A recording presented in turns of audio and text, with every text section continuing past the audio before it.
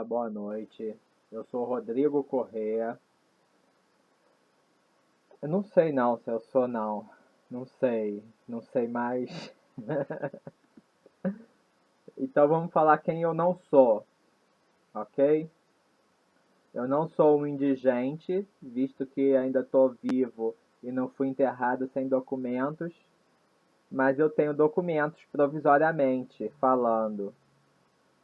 No momento eu tenho uma carteira de terapeuta que eu posso usar como voluntário, visto que eu não posso renová-la por falta de um valor irrisório anual para renovação do documento. E visto que não estou atendendo uma demanda que me permita realizar a renovação da mesma no momento. E vou explicar por que eu não fiz isso, não investi nessa direção e investi em outras direções que são necessárias, né? Que foram necessárias. Aqui consta que sou capacitado como terapeuta homeopata, né? Então, assim, vamos começar pelo que eu não sou, né, gente? Vagabundo. Opa!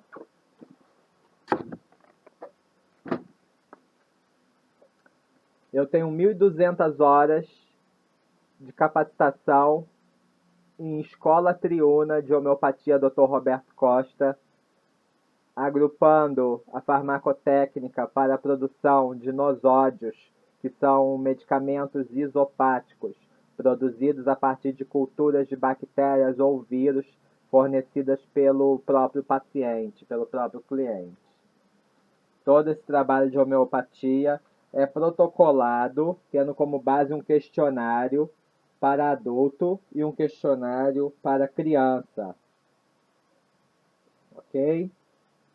A partir do questionário gabaritado é que se chega ao medicamento base ou constitucional do indivíduo. É a mesma técnica que é seguida no Royal Hospital, Homeopathic Royal Hospital na Inglaterra, que é o hospital de homeopatia real, que atende toda a família real inglesa. Eu já tinha me proposto a participar da autorregulamentação para terapeutas quando ela começou através do Sindicato dos Terapeutas, o SINT, ok? Aí me filiei à ABRAT como terapeuta em várias modalidades, tendo como carro-chefe a homeopatia.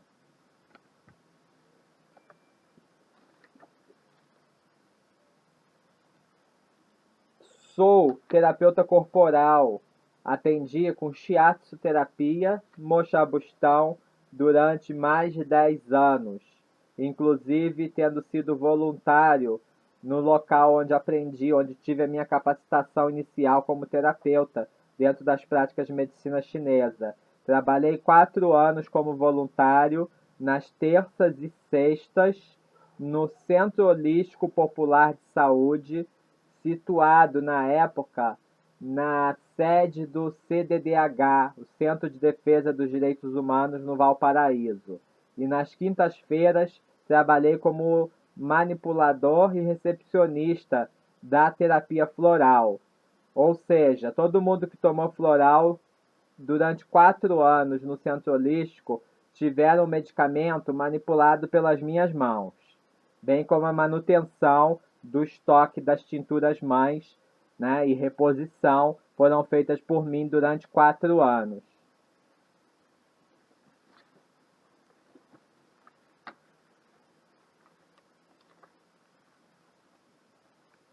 Me capacitei como terapeuta floral no Sistema Florais de Minas, no Sistema Florais de Bar, e depois tive prática usando florais californianos, australianos e florais mineiros.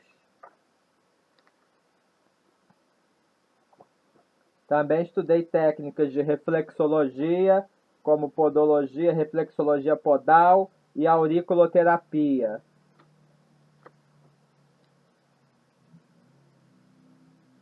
Iniciei meu trabalho com terapia corporal como massoterapeuta autônomo em massagista, emiti a minha autonomia em 21 de outubro de 97. Ok? 21 de outubro de 97 foi expedida a minha autonomia como massagista. Atendi em vários clubes de Petrópolis, pousadas de Petrópolis, Rio de Janeiro e região dos Lagos, incluindo Macaé e Armação dos Búzios.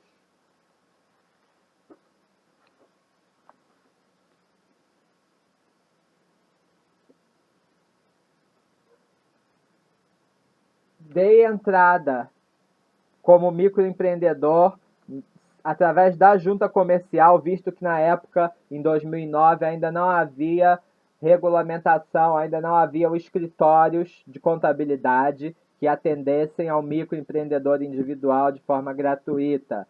E a entrada do meu registro como farmácia homeopática para dar suporte ao centro de terapias que eu intencionava inaugurar deu-se através da junta comercial, no que eu tenho um CNPJ, ok? Achei o certificado de terapeuta floral, ok?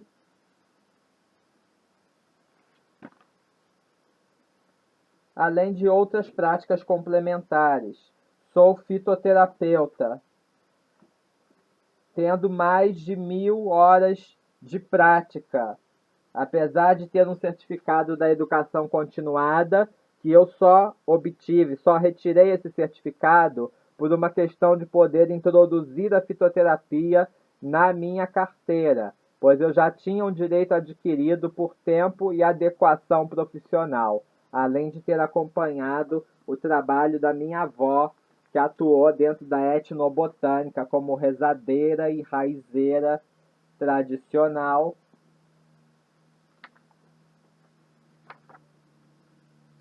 durante mais de 20 anos. E fiz uma capacitação também em epidemiologia e patologia das principais doenças que são possíveis de tratamento no ambulatório, no consultório de terapias. Ok?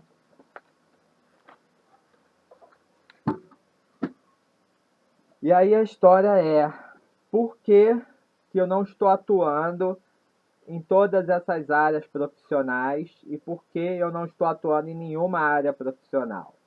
Tá? Eu lembrei da minha professora de japonês, eu não vou contar a história toda, né? Mas ela sempre dava um texto para que o aluno estudasse, e ela viu que eu tinha um problema, que o japonês ele é muito atencioso, né? E ela me deu um texto para que eu decorasse para fazer a leitura em um evento que ocorre todo ano em agosto no Rio de Janeiro, da Associação Nihongo, do,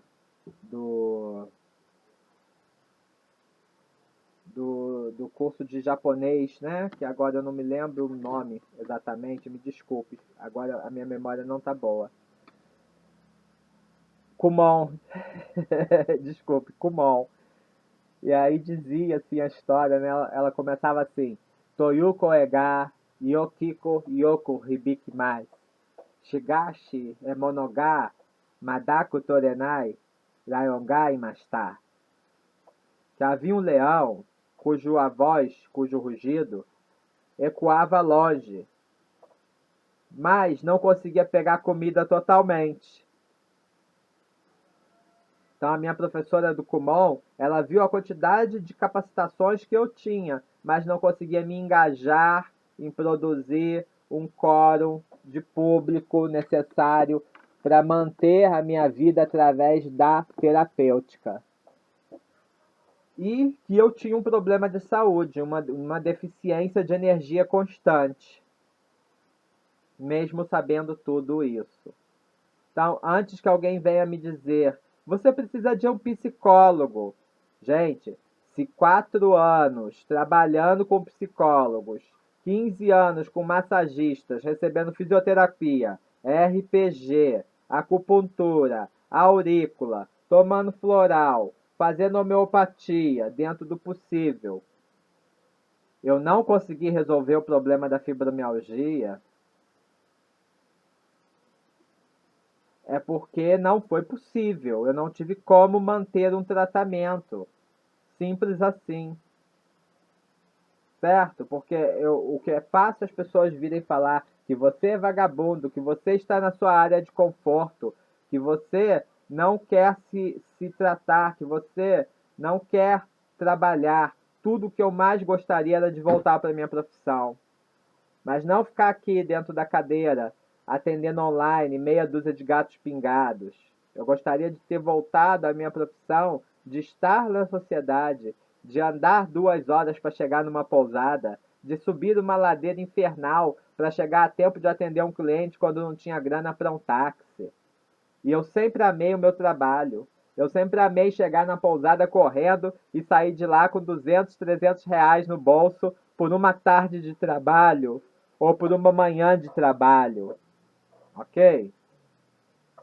E aí vocês têm que entender o quadro completo de um cliente para você determinar se tem ou não cura, se tem ou não tratamento. E a gente vai ter que começar lá do início. Quando eu tive 12 anos, eu tive disritmia cerebral com dislexia. Então eu perdi o controle da minha face e a minha boca grudou na minha orelha esquerda. Eu perdi o movimento dos braços e de uma das pernas. E eu comecei a fazer o tratamento. Mesmo assim, eu tive algumas crises na escola. No liceu eu tive 2 crises, eu acho, na época. Quem era meus supervisores era a dona Josilde e o professor Josemar Contage. E foi no turno de Dona Josilde que eu estava à tarde, né? E eu tive uma das crises. E aí ninguém conseguia localizar minha família, ninguém conseguia localizar minha mãe. Por quê?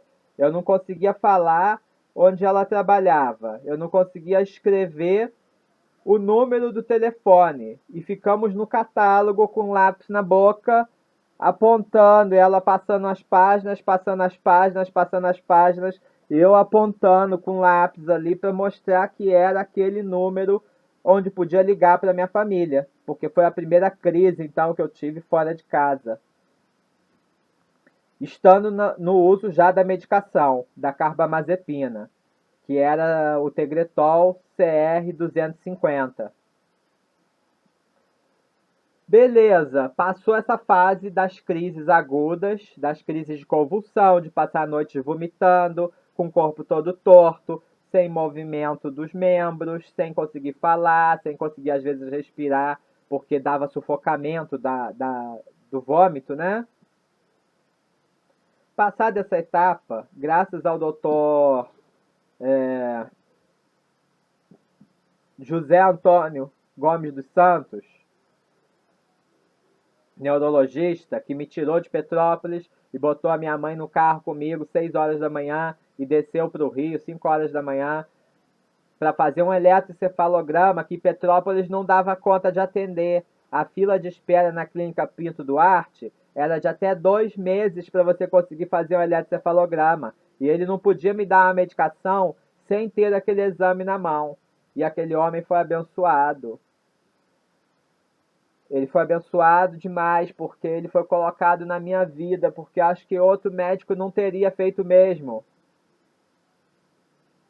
Seja lá os problemas que ele tenha tido na vida, se é que alguém tem algo a dizer sobre ele, eu só posso agradecer a ele, entendeu? Porque ele salvou a minha vida, enquanto muita gente não teria feito o mesmo. Partindo dali, eu fui procurar atividade física, eu fui para a academia fazer Kung Fu, fiquei 2 ou 3 anos fazendo Kung Fu aqui em Petrópolis. Eu procurei atividade física, aí eu fui para o centro holístico procurar shiatsu, para aliviar as dores que eu sentia já na época, e que não sabia se era em função do espasmo muscular, né, da tensão muscular que dava com as arritmias, com as crises. E aí eu já tinha mais de 16 anos, eu já estava estudando, com 17 para 18 anos eu já estava atendendo como shiatsu-terapeuta. Com 18 anos eu já era um profissional, já na shiatsu-terapia. Mesmo assim as minhas dores de cabeça não passavam, não cediam. Eu tinha crise de enxaqueca de 40 dias, 45 dias foi o tempo mais longo que eu contei. E assim, as náuseas, os enjoos todos, e eu não sabia por que que eu dava dor de cabeça, por que que eu enjoava tanto. Quando eu ia para o trabalho, eu retornava dele, até eu descobri que o fator dos perfumes, dos odores, disso tudo mais, causa esses sintomas em algumas pessoas. Alguns por serem alérgicos, outros porque têm fibromialgia, o que dá uma hipersensibilidade nos neuroreceptores todos do indivíduo. Aí eu fiz todo esse trabalho com acupuntura, com reiki, com florais, com tudo mais, mas sempre tentando procurar alguma solução extra dentro da fitoterapia, que inclusive eu tomei agora. Eu tomei agora e tá bem melhor do que eu imaginava. Não tá tão ruim assim, visto que tem alho, tem a tintura de alho que eu tive que macerar no vinagre que eu mesmo produzi, porque se eu não tiver como produzir álcool e vinagre, eu não posso armazenar medicamentos durante um ano quando são extraídos da natureza e precisa que você tenha um insumo fresco. Se eu não conservar isso dentro do álcool, eu perco o princípio ativo pela degradação do oxigênio, né? Por isso, gente, eu optei por não renovar uma carteira e optei por comprar o material de brewing para fazer minhas preparações de álcool de cereais, cervejas medicinais, é, é, álcool que eu possa conservar durante alguns meses, que seja por 3 meses, por 6 meses, porque de outro modo eu não tenho como fazer um trabalho social visto que ninguém apoia. Porque as pessoas que vivem ao seu redor ouvem o que você grita quando você está nas crises surtando. Mas ninguém ouve os detalhes e as entrelinhas dos porquês você está gritando pedindo ajuda. Porque um paciente que tem fibromialgia, ele vai morrer sozinho. Ele vai morrer sozinho chorando se ele não tiver um bom humor para lidar com aquilo. Por quê? Não espere que a sua família vai entender o que você está sentindo.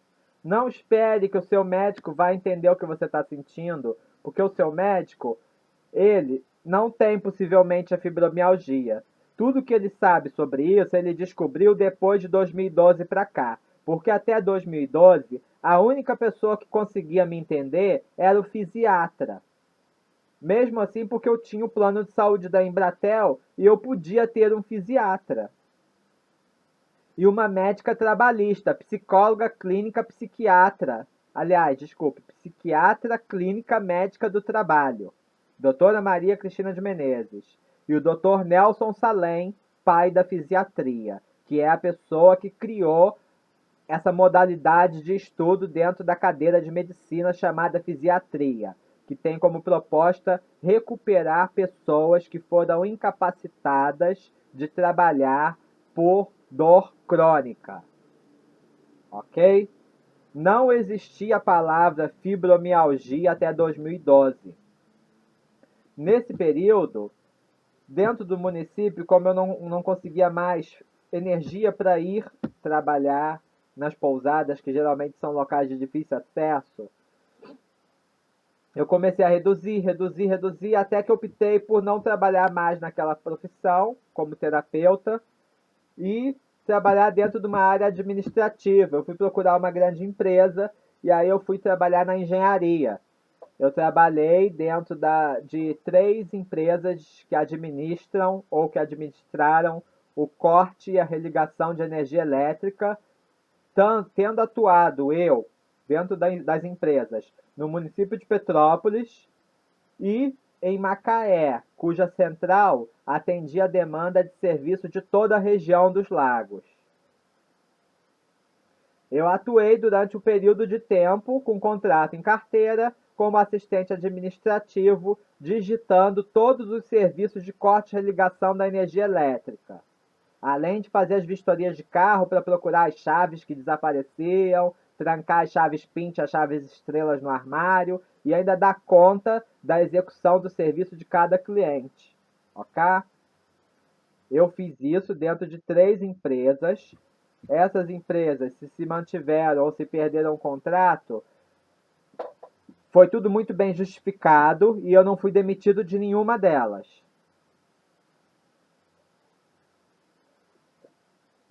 Na saída da minha terceira empresa da engenharia, realizando sempre nas 3 empresas diferentes, a mesma função, controlar e digitar o serviço de corte e religação e ser o intermediário direto entre a base de operações da Ampla, Serge, Coelt e a empreiteira e os profissionais na rua que estão executando o serviço.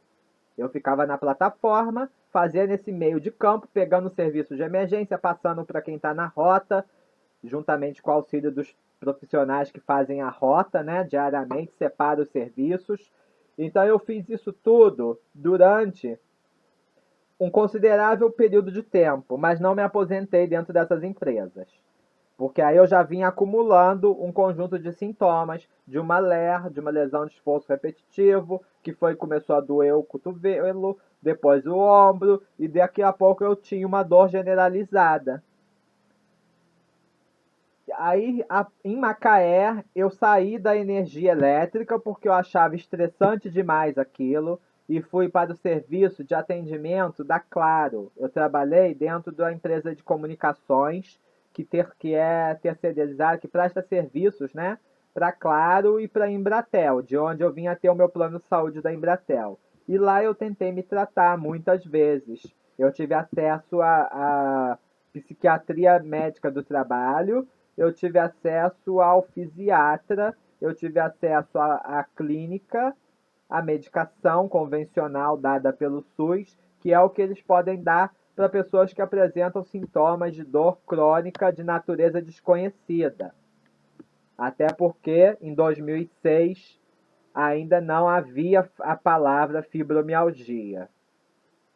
Fiquei encostado por 10 meses e depois recorri no INSS durante mais 2 vezes, mas sem o INSS e sem a condição de trabalhar realmente na empresa, acabei fazendo um péssimo acordo para que eu pudesse dar baixa na minha carteira sem sujar a minha carteira como uma demissão ou como um abandono de emprego, compreendem? Na época eu estava fragilizado com a coisa toda, porque eu não encontrava uma explicação plausível dentro de toda a gama de conhecimento que eu já tinha e tendo inclusive insumos vegetais na natureza que eu poderia utilizar com certa frequência. Eu não tinha explicação de como que o sintoma não desaparecia 100%.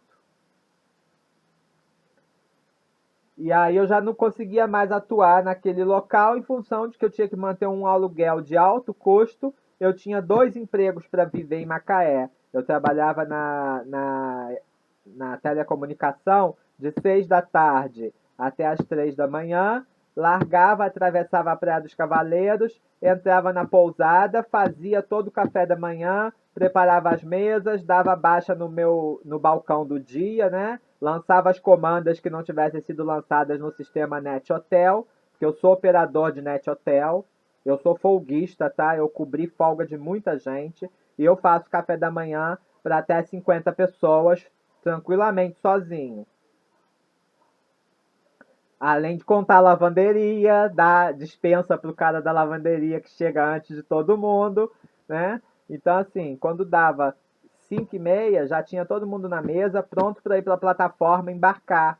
Porque eles tinham que ir para a plataforma, né, para o heliporto para chegar à plataforma. Então, 5h30, 6 horas, eu já tinha que ter dado baixa em todo mundo, feito a revisão dos quartos, dos apartamentos, para lançar a consumação de frigobar, né, inclusive, se fosse o caso, mas eu confiava sempre no meu cliente, porque lá em Macaé, quem trabalha com offshore sabe que nós temos cliente recorrente, que eles voltam a cada 15 dias. Então, todo o excedente eu lançava, mandava para o faturamento na operadora e a operadora me estornava o que fosse necessário.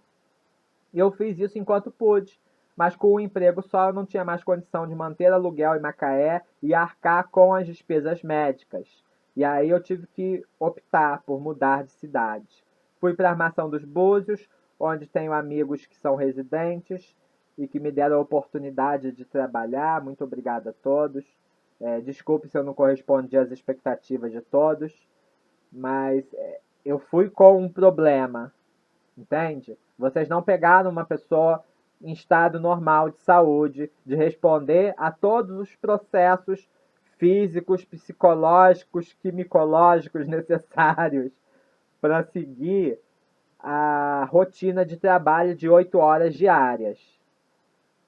Inclusive, eu gostaria de dizer para vocês que o que eu fazia antes nas outras empresas eram apenas 6 horas diárias de trabalho quando eu saí da telecomunicação. E eu já não estava aguentando manter 6 horas de trabalho, porque eu dependia da digitação e isso inchava demais. E aí a dor já não era mais só nos cotovelos, já era no corpo inteiro. Eu já não aguentava ficar sentado para trabalhar. Aí eu ficava em pé dentro da ilha. Aí era inconveniente, porque eu não podia trabalhar em pé dentro da ilha a noite inteira, né? Só quando saía o excedente, ficava só o grupo da madrugada, que eram de 30 a 50 pessoas de elite. Que esses são os funcionários que estão aptos a responder e a solucionar qualquer problema dentro da plataforma da telecomunicação, certo? Quem fica no turno da madrugada são os elites. São aquelas pessoas que podem fazer hora extra e resolver qualquer problema sem 50 supervisores dentro de um call center com 2.000 pessoas. Então, eu já não aguentava 6 horas de trabalho. Então, qualquer rotina em pé, ou sentado, ou deitado, era impossível. Ou ajoelhado, fazendo massagem, era impossível, entendeu? Então, assim, a coisa não foi muito para frente lá em Búzios. Eu não consegui me estabilizar. Eu cheguei a ficar sem casa durante um tempo, mas eu tive atendimento médico. Eu tive a policlínica, gratidão ao pessoal, o Otto da policlínica, gratidão ao Mirinho, ex-prefeito de Búzios, e ao doutor André também, apesar de todos os problemas que ele possa ter tido na vida política dele, sempre garantiu que a minha necessidade de psicoatendimento fosse imediata. Gratidão ao pessoal do hospital, certo? Que mandou, inclusive, psicólogo sair de lá e vir pegar o meu prontuário na policlínica para conseguir um encaixe de emergência para não me deixar sem o medicamento. Isso eu não vi em Petrópolis. Pelo contrário, em Petrópolis eu vi membro de PSF debochando da condição de saúde do outro. Um dia eu cheguei no PSF da minha comunidade, ok? Porque eu precisava de um antialérgico, em função de que eu já tinha tido 2 internações, ou 2 entradas no hospital, beirando a internação, né, no caso. Eu não fiquei internado, mas eu fiquei sob observação, e depois eu tive que manter uma visitação semanal ao médico até todos os sintomas sumirem, em função de que eu tive um contato alérgico com o Enocarpus baccaba. E depois desse contato com o Enocarpus baccaba, aflorou todo um coeficiente alérgico que a minha família já tinha e que eu não havia manifestado até então. E aí eu fui pedir um antialérgico, alguém entrou lá e falou para a doutora, que era novata, que eu tinha síndrome de saber de tudo. Eu não sei de tudo não, minha senhora, mas quem tem que saber do meu citocromo é a senhora, que fez medicina. Porque eu não sou alcoólatra. Os meus parentes eram. Eu ainda tenho um tio internado. Mas olha, eu estudei SAF. Eu estudei síndrome de alcoolismo fetal. Valeu, galera? Eu não estava na esquina tomando cachaça, não. Ok? Tive essa fase? Tive, como na juventude, todo mundo tem a fase de fazer tudo. Mas eu não passei a minha vida na esquina. Eu fui estudar síndrome de alcoolismo fetal. Entendeu? Eu não me basei em teoria, não. Eu sempre tive o meu memento terapêutico. Ok? Essa aqui é a edição de 89 a 90. Mas eu tenho a minha edição atual, online, fornecida pela Fundação Oswaldo Cruz. Então, quando eu recebo um cliente da homeopatia, ou quando eu tenho que indicar um medicamento da fitoterapia, um insumo vegetal para um indivíduo, eu venho na minha tabela do memento terapêutico para verificar os medicamentos que ela já faz uso, ok? Porque geralmente essas pessoas que chegam a procurar um homeopata, um fitoterapeuta, elas vêm porque elas não estão obtendo resultado ou estão demorando demais em progredir no tratamento com o medicamento da assistência básica. Não estou desmerecendo o trabalho de ninguém. Só estou dizendo para vocês que se eu sou uma pessoa louca hoje, como um monte de gente fala por aí, é porque tem gente que quer botar o meu citocromo à prova. E o meu citocromo, ele veio com falha de fabricação, porque eu fui uma criança, doutora, que não podia comer farinha láctea, porque o fígado não aceitava. Eu cresci sem poder comer pimentão, sem poder comer pimenta, sem poder comer tomate, sem poder comer um monte de fruta cítrica ou coisas carambola, por exemplo, que pode matar. Entendeu? Eu fui a pessoa que eu cresci tendo um monte de problemas no meu fígado, pro meu elemento madeira tá irado de raiva com vocês que gostam de escarnecer e debochar de quem tá sofrendo, que não quer afogar uma fila de atendimento, que não tá ali para uma consulta de médico da família. Você jamais vai ser meu médico da família, nem que você seja a minha última opção. Se eu chegar ao ponto de depender do PSF da minha comunidade para ter assistência médica, eu vou virar o alcoólatra, porque eu vou amenizar a minha dor no álcool. No álcool, porque é ele que ceda tudo no final. Todo remédio precisa de álcool. Tá, doutora? A senhora devia saber disso e devia saber do meu citocromo. Entendeu? Porque o meu prontuário no SUS, hoje eu tenho a minha carteira de SUS, ó, 790-69-8144-7696. Se isso aqui é um cadastro único, a senhora deveria saber do meu citocromo quando pegou o meu prontuário na gaveta. Devia ir lá acessar o Sistema Único de Saúde e ter acesso a todo o meu histórico clínico desde criança. Desde que eu vomitei o meu fígado pela boca, aquela água de pó de café, que parece um pó de café coalhado, com pó e tudo, entendeu? Que parecia o quê? Parecia uma hemorragia interna, um sangue coagulado, eu não sabia o que era aquilo. A senhora deveria saber do meu citocromo, em vez de vir perguntar para uma pessoa que foi aí como cidadão da sociedade civil. Porque se a senhora não sabe, o pessoal do PSF do meu posto aqui da minha comunidade, do Jardim Salvador, não sabe, eu tentei ser um membro da sociedade civil organizada. Inclusive, eu tentei trazer um projeto para o meu bairro. Eu tenho a certificação assinada pelo seu Pezão, secretário, juntamente com a autorização do seu Rubens Bom Tempo, dizendo que eu tentei ser membro da sociedade civil organizada. Ok? Eu, inclusive, fui um dos concursados que passou para ser assistente de saúde da comunidade, mas que por preconceito, porque na boca do povo vive como homossexual com bandidos e drogados e traficantes e é gay, esse não vai ter o respeito da comunidade, então ele não pode ocupar uma vaga. Entendeu? Não fui eu que me afastei da sociedade civil, não. Eu procurei ajuda. E vocês é que não me ajudaram. Vocês me julgaram. Vocês só sabem falar, tem que ir para o psicólogo, tem que caminhar, tem que ter esporte. Vocês não sabem quantos anos eu paguei de Kung Fu, quantos anos eu paguei de academia de musculação para ter um preparador físico para fazer tonificação comigo e RPG em função da fibromialgia. Só que isso não foi custeado com o dinheiro de vocês. Se eu tivesse ido para a justiça e o governo e o município tivessem arcando com essa despesa, vocês saberiam, mas vocês não sabem o quanto eu já gastei e o quanto eu investi até ficar na esmola sem ter nada. Entendeu? Porque se você tem uma capacitação, como eu, que tenho homeopatia, que tenho fundamentação, que não inventei medicamento constitucional policresto homeopático e medicamento nosodioterápico isopático. Não fui eu que inventei. Eu sigo o embasamento da minha matéria médica, que tem mais de 2.000 medicamentos, Dr. Nilo Cairo, para pensar o caso de uma pessoa.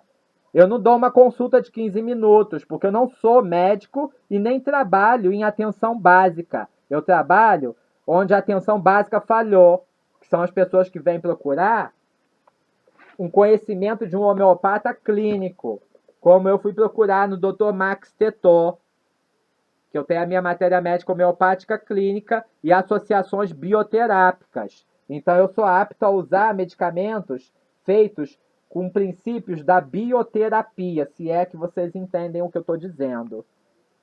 Ok? Além do mais, eu tenho a farmacotécnica tradicional, eu aprendi o método de Korsakoff, ok? Tanto a dinamização decimal quanto a centesimal. E eu tenho fundamentação científica. 1000 conceitos de homeopatia. Além do mais, doutor, eu posso não ter uma faculdade de química, física, fisiologia, biologia, ok? Ou medicina, para ter conhecimento médico-científico. Mas eu tenho critical care, diagnostic treatment. Ok? Então, eu nunca fiz nada sem pesquisar o quadro do meu cliente como um todo.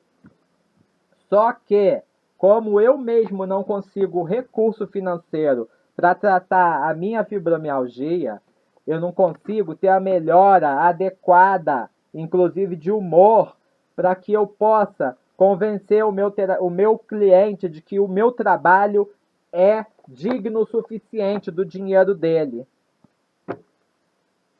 Ok? Porque não adianta, como um monte de pessoas fizeram, o que você quer tomar esse mês? Quase que eu respondi. Quase! Eu não quero tomar esse mês, minha senhora. Eu quero tomar todo mês. Todas as semanas do mês eu quero tomar. Entendeu? Ai, misericórdia, meu pai. Eu quero tomar toda semana. Eu quero tomar todo dia, se eu puder tomar todo dia. Mas não é as drogas que vocês dão pra gente como se nós fôssemos um gado na manada. Nós, clientes de fibromialgia e dor crônica, não somos pacientes psiquiátricos. Nós não ganhamos dor crônica porque alguém pisou no nosso pé. Entendeu? Claro que eu sofri agressões físicas, sofri. Algumas vezes por falar a verdade para quem não está apto a ouvi-la, às vezes para falar a verdade para quem comete abuso de autoridade e é autoridade, e a gente não poder se defender, ok? Outras vezes eu sofri agressões por tentar impedir que a porta da minha casa virasse uma boca de ponto de venda de droga e consumo de droga. Porque eu tenho necessidade de droga, certo? Mas não é por isso que a minha porta vai virar uma boca. Porque aí começa a dar o quê? Tiroteio com a polícia. E é nessa hora que uma mãe minha sai na porta e leva um tiro. Ok? Eu respeito o direito de todo mundo usar a droga que precisar. Seja ela a droga controlada, a droga descontrolada, ou seja a origem de onde vier o insumo. Que cada um vá buscar o seu insumo onde lhe couber. Mas que vá fazer uso no lugar privativo. Se você não pode fazer dentro da sua casa, sinto muito. Eu não construí casa, meu pai não fez casa para virar um ponto de tratamento de ninguém, a menos que isso esteja de acordo com os ditames da sociedade civil organizada e a lei vigente no meu país em 2019, Brasil. Ok? Então eu já fui agredido por isso, por vergonha alheia de ver uma pessoa com pênis para fora urinando na porta da gente, porque usa suas drogas e não pode entrar dentro de casa porque tá chapado. Aí quer fazer banheiro no portão da gente. Eu já fui agredido por esse tipo de coisa. Eu já fui agredido por estar fumando um cigarro de palha.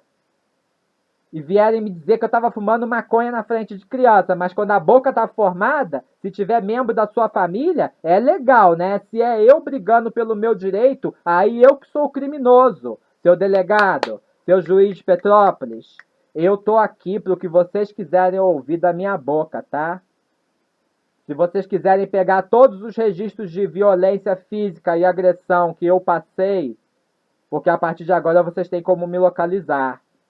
Vocês vão ver quantos BOs eu tenho registrados. Eu me lembro de cada um deles, porque eu tenho a marca no meu corpo ainda. Só que a gente carece de testemunhos e de pessoas que queiram modificar o ambiente em que vivem, para melhor. Porque para pior, todo mundo bate palma quando a coisa é o erro. Ok?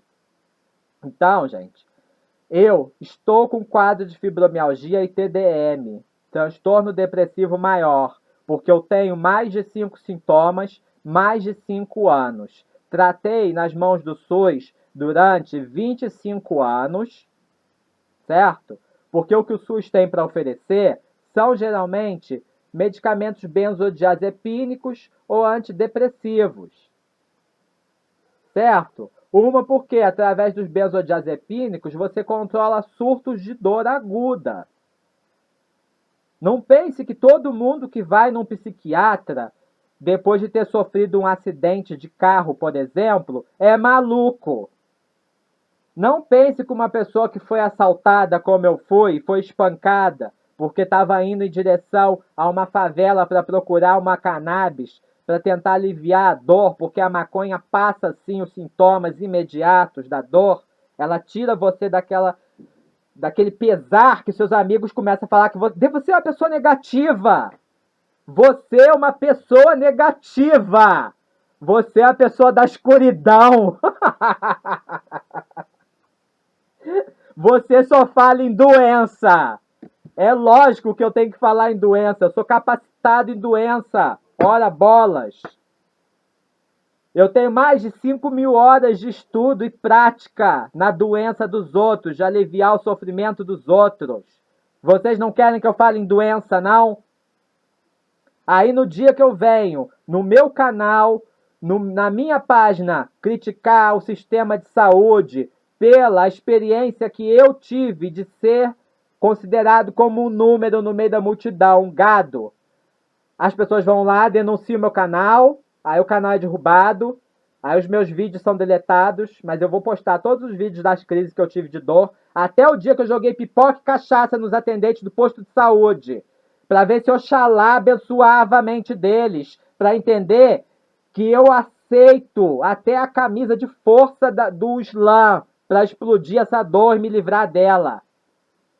Eu entendo o muçulmano que chega no desespero e ele não acredita mais no ser humano e ele não acredita mais no Deus de nenhuma religião e ele passa a acreditar que se ele morrer na guerra, que se ele explodir, ele vai morar num paraíso com 72 mil virgens.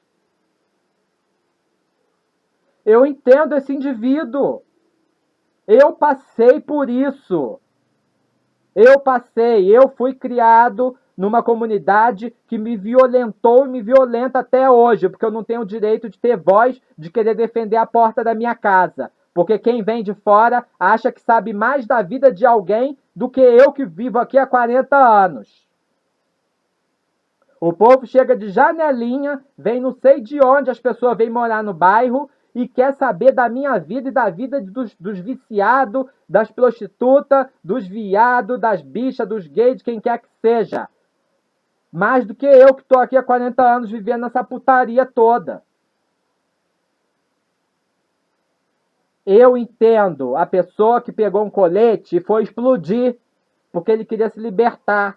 Eu entendo quem cometeu o suicídio, mas nem por isso o paciente da fibromialgia tem que ser incluído no grupo de quem vai cometer suicídio ou de quem vai pegar a droga para vender na boca. Por quê? A gente sabe que nosso medicamento, amitriptilina, fluoxetina, clonazepam, valproato, divalproato, não vou citar mais nomes, né? Todos os outros medicamentos que são da área psicofísica São drogas.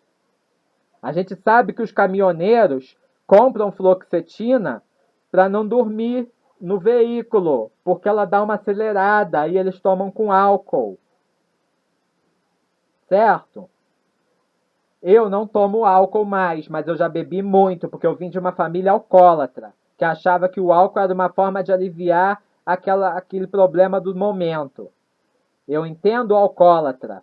Eu entendo a mãe alcoólatra que vai nascer um filho alcoólatra. Porque eu fui estudar síndrome de alcoolismo fetal para ver se isso podia ser passado de uma geração para outra. Não considere um paciente da fibromialgia como uma pessoa que precisa conversar. Eu aceito que a psicoterapia clínica é um trabalho, uma profissão, e que qualquer pessoa pode ser psicoterapeuta. Mas como me disse a minha vizinha semana passada, se o medicamento que está sendo dado por uma médica que eu respeito, conceituada dentro do município, se ele não consegue diminuir sequer a minha dor, bate-papo vai fazer isso? Eu que converso com 30 pessoas por dia, atendendo a solicitação das pessoas que recorrem ao meu conhecimento espiritualista, no caso dela. Se eu que atendo todo mundo e conheço os problemas de todo mundo, tenho visto quem toma remédio e quem não toma, se a droga controlada não é suficiente para devolver a você uma vida normal, você acha que bate-papo é? Perfeito. Tem pessoas que precisam sim, precisam de uma psicologia e aí precisa avançar. Não pode parar na psicologia, precisa entrar até o processo profundo de fazer uma hipnose para tentar regredir até o trauma em questão, tentar trabalhar a imagem traumática numa condição subconsciente sutil em que o sintoma seja controlado pelo profissional da psicoterapia e ele consiga dar os argumentos e as ferramentas lógicas para a mente do indivíduo como a gente chama, requalificar o acontecimento e sair do processo da terapia com o grau de equilíbrio necessário para retomar a vida sem o peso do trauma sofrido. Ok? Mas eu posso dizer para vocês que, como terapeuta, eu sempre tive contato com psicólogos e me submeti à psicologia, até porque, para manter o uso do medicamento controlado, você tem que ter o psicólogo. No entanto, eu não tenho mais disponibilidade, energia física, nem desejo de ir para um grupo de CAPS. Eu não sou paciente do Centro de Atenção Psicossocial, porque eu já relatei toda a minha vida para vocês de maneira técnico-científica. Se vocês querem aceitar, bem. Se não querem, amém. Se vocês não foram capazes de fazer em 25 anos, em que eu fiz as sessões de fisioterapia no SUS, RPG, infravermelho, massagem eu recebi no SUS, gente. Aqui em Petrópolis não, mas eu recebi massagem no hospital em Búzios. Eu recebi sessões de massoterapia numa policlínica. Muito obrigado. Muito obrigado. Fora que é uma cidade terapêutica porque tem o iodo do mar e a salinidade que é fabulosa para todos esses processos de dor. Inclusive os banhos de mar frio controlavam as crises de alergia, de modo que eu não precisava utilizar antihistamínico. Certo? Então, assim, no momento eu estou morando até numa região insalubre, porque eu fico aqui transpirando cada vez que tem uma alteração climática e ocorre uma liberação de fungos, esporos e pólen no ar, devido às correntes de ar. E isso tudo afeta quem tem o coeficiente alérgico desperto. Certo? Então, a pessoa que tem a fibromialgia ainda é mais suscetível as doenças autoimunes, da alergia, do reumatismo, da artrose anquilosante, dessas coisas todas, como também das questões somáticas, de psicossomatizar um acontecimento traumático e levar isso como dor para a sua vida, para o seu dia a dia. Eu estou aqui contando isso para vocês nesses 50 minutos. Não quero ocupar mais o tempo de vocês e gostaria de nunca mais ter que me manifestar a respeito deste assunto. Digo apenas que sinto náusea e enjoo para entrar num ônibus porque ocorre um estupro olfativo que eu sofro até em casa, porque eu tenho uma família, um irmão que não sabe me respeitar com seus perfumes. Que a pessoa que tem uma pessoa com fibromialgia em casa, ela tem que botar o frasco de perfume na varanda, para a hora que ela for sair, ela botar o perfuminho dela.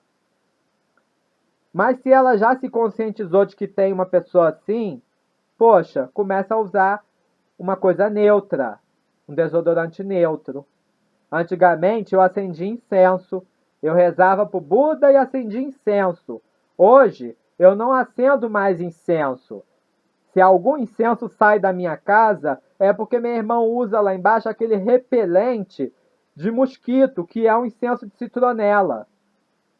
Porque eu não tenho mais condição de usar incenso feito no Japão, incenso antialérgico, incenso de qualidade, como uma amiga aí do budismo falou que tem, recomendou. Eu, amiga, não tenho essa condição. Até porque eu não tenho condição de manter durante 3 meses sucessivos um tratamento com AZ, que custa na faixa dos R$ 60, magnésio de malato para 90 dias, mais os alimentos necessários e os complementos homeopáticos e fitoterápicos que eu precisaria manter por 90 dias para que eu tivesse uma melhora, assim, óptima. Eu não tenho. Mesmo eu não tendo que pagar a consulta, porque eu posso vir aqui e fazer toda uma anamnese de como eu estou naquele dia e como um bom homeopata identificar quais são os medicamentos policrestos que melhor cobririam a gama de sintomas daquele momento. Mas eu não tenho como manter isso por 60, 90, 180 dias. Eu não posso fazer o uso contínuo de uma cúrcuma com piperidina, porque uma cúrcuma custa R$ 300, 60 cápsulas. Se eu mando colocar a piperidina da pimenta preta para amplificar a absorção do princípio da cúrcuma, ou se eu mando elaborar essa cúrcuma numa base oleaginosa para facilitar a absorção dela, porque a curcumina é mais rapidamente absorvida junto com uma gordura, se eu vou usar isso um óleo de coco, eu não consigo manter, porque eu não tenho condição de manter, gente, óleo de coco. Se você é portador de fibromialgia, perdeu a capacidade laboral, não tem um recurso, uma verba do governo, Bolsonaro, eu não preciso de R$ 400 depois de 60 anos, quando eu estiver morto. Eu preciso dos R$ 400 hoje para que eu possa adquirir a curcumina com piperidina, ingerida juntamente com óleo de coco ou com cápsula do óleo de coco, para manter a absorção da coisa 100%, e a minha alimentação normal, do dia a dia, que precisa ser a alimentação mais saudável possível, com menos índice de agrotóxico possível, em função da intoxicação por metais pesados e da alergia. Eu não preciso de R$ 400 no final, depois dos meus 60 anos. Compreende? Porque eu prezo o meu trabalho e respeitei ele sempre. Sempre zelei pelo bem-estar e sempre compareci, até quando fui acusado de ter ferido um paciente durante uma manipulação.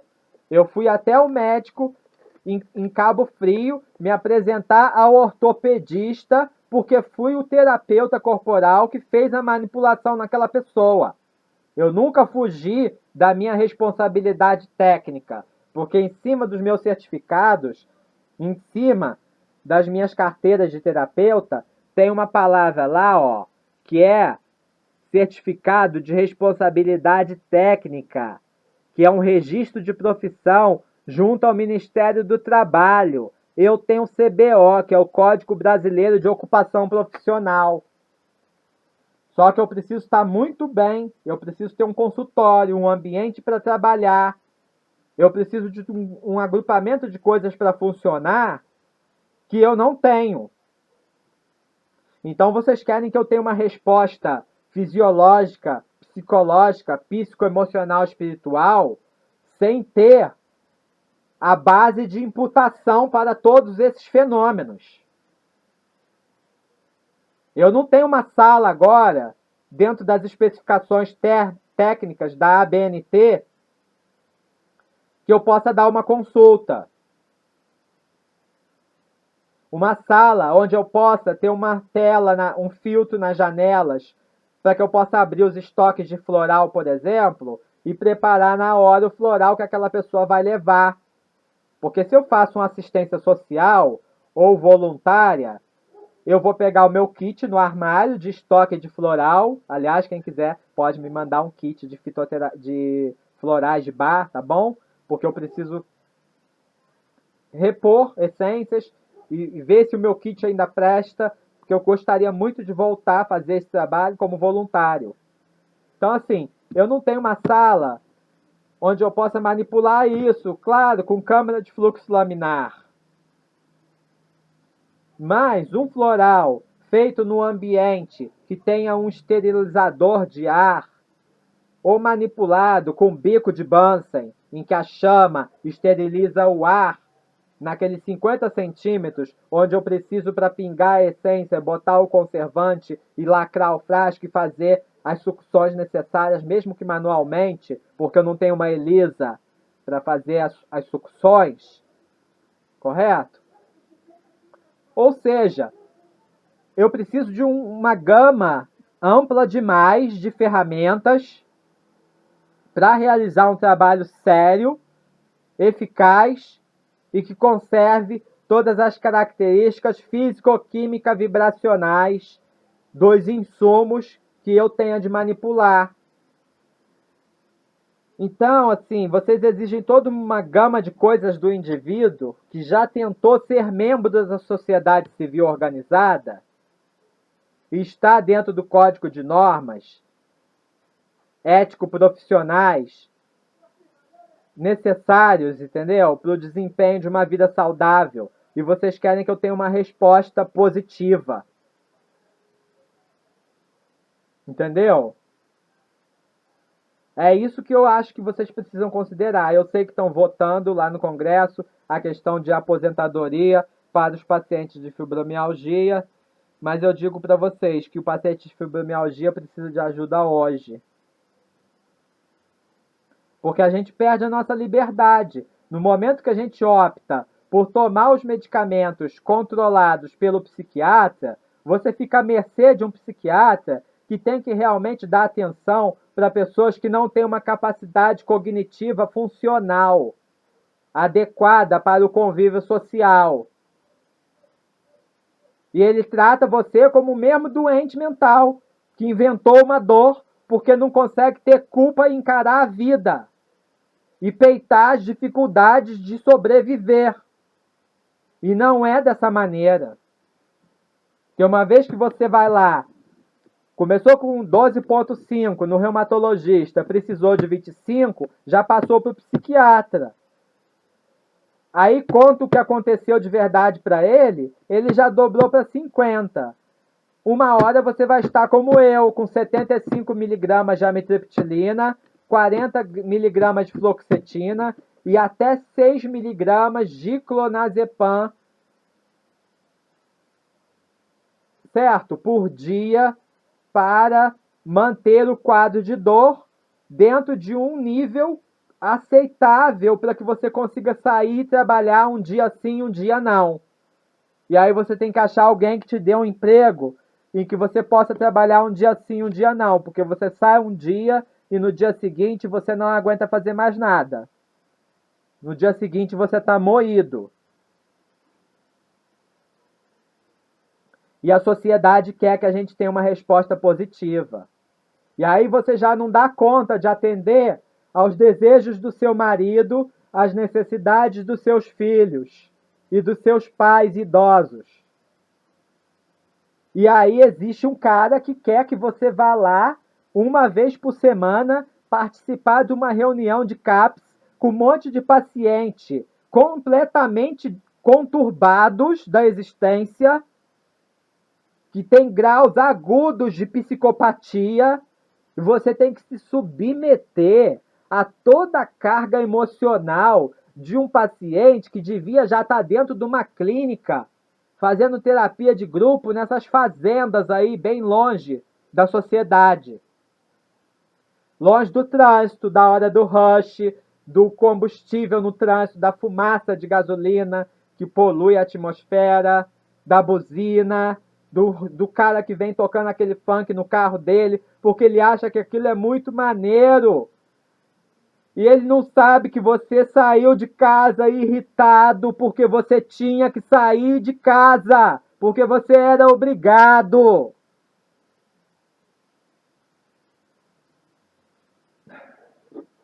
Eu não aguento. Eu não aguento. Eu queria ir embora lá para Jacuzinho do Norte, ficar de cabeça para baixo fazendo o que desse vontade. Na árvore. Lá em Cruz das Almas. Lá na Caverna do Diabo. Que é aquela comunidade que só tem um orelhão na cidade inteira. Parque Nacional Caverna do Diabo. Eu queria estar lá numa daquelas grutas, ouvindo o eco do canto do passarinho e ninguém mais. Mas eu ainda sou obrigada a estar aqui, porque eu não tenho condição de fazer uma viagem, mudar para um lugar tão longe, sem ter a condição mínima de manter a minha alimentação. Quem dirá a minha medicação?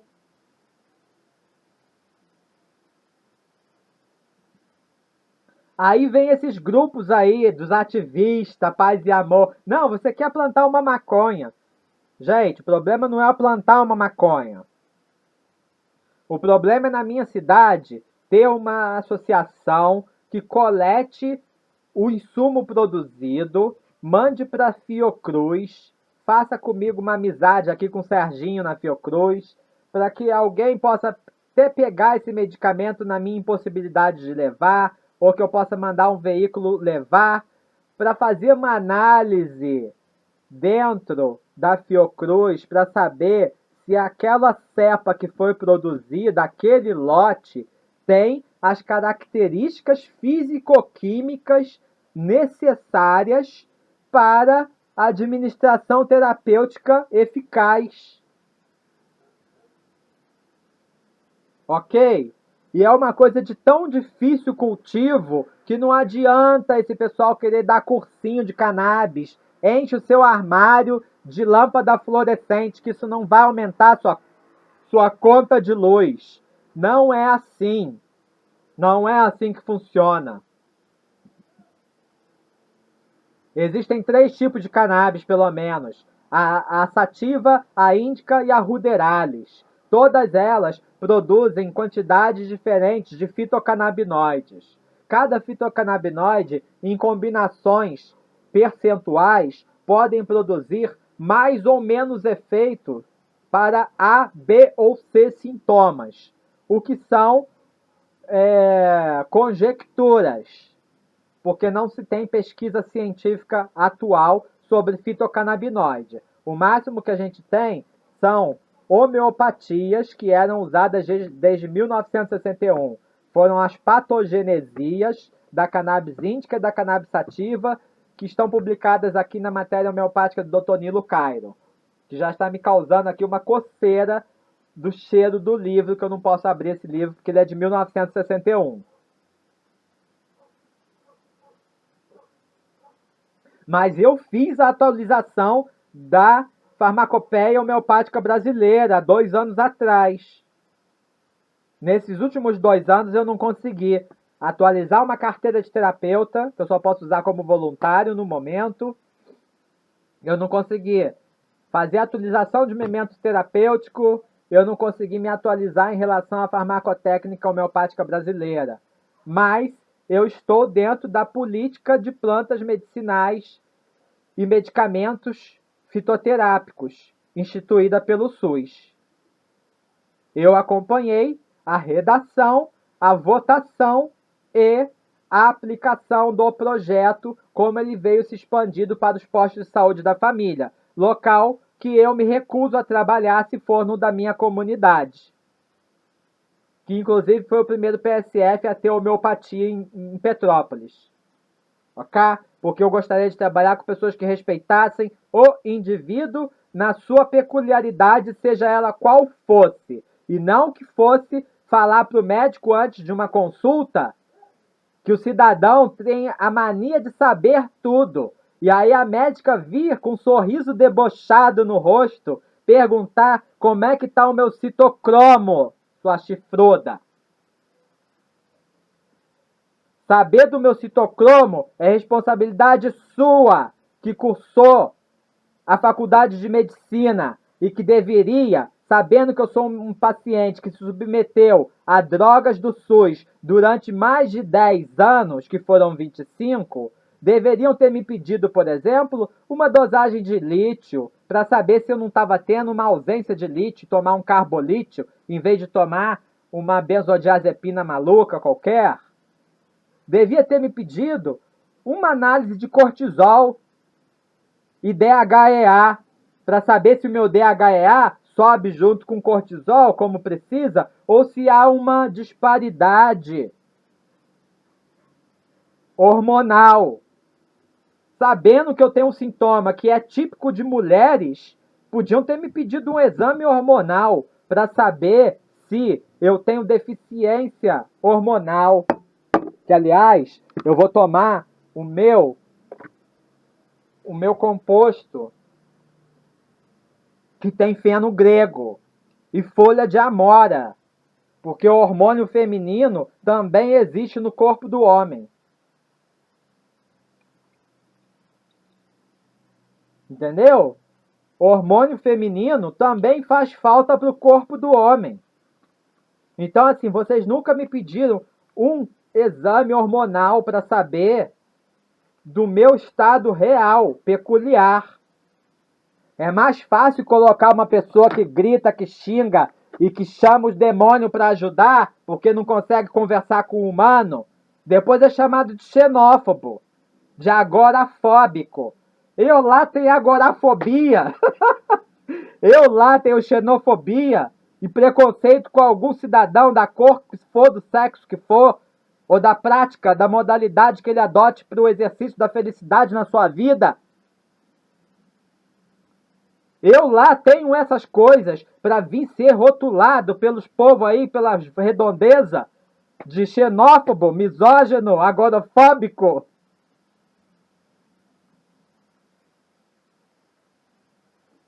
Eu rezo para que o islamismo tome conta do mundo, que quem não confiar e não fizer o que Alá manda, vocês sabem o que eles fazem lá, né?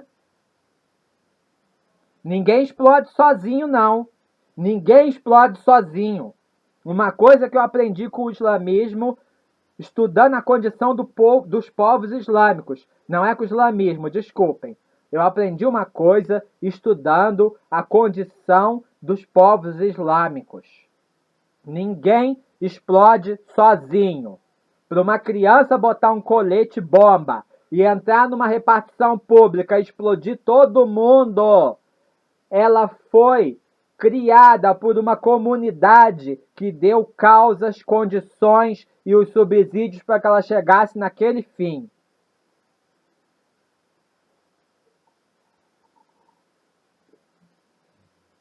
Eu achei que ia estar muito pior, mas tá dando, tá suportável.